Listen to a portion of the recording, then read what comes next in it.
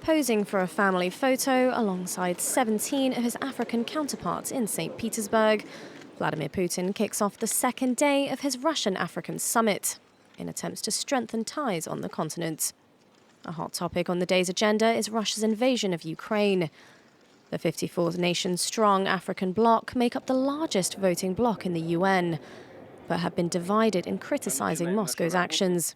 And the Russian president said he'd look into the Ukraine peace plan proposed by some leaders last month. Let's take, for example, the initiative of a number of African states to resolve the Ukrainian crisis.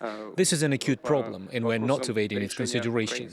We respect your initiatives, and we're examining them carefully.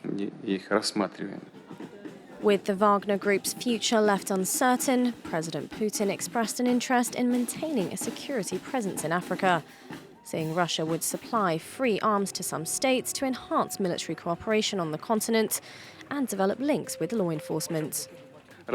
We're interested in close cooperation with the law enforcement agencies and special services of African countries. We plan to continue training African law enforcement and military units in Russia's specialized learning facilities. Many African countries rely heavily on Russian and Ukrainian grain imports and expressed their concerns that Moscow withdrew from the Black Sea grain deal. In the case of grain, which is integral to African diets, we are now facing shortages, and it is having a real impact on the daily lives of the population. Putin also reassured that Russia would send free shipments to those nations most in need and remain a reliable importer.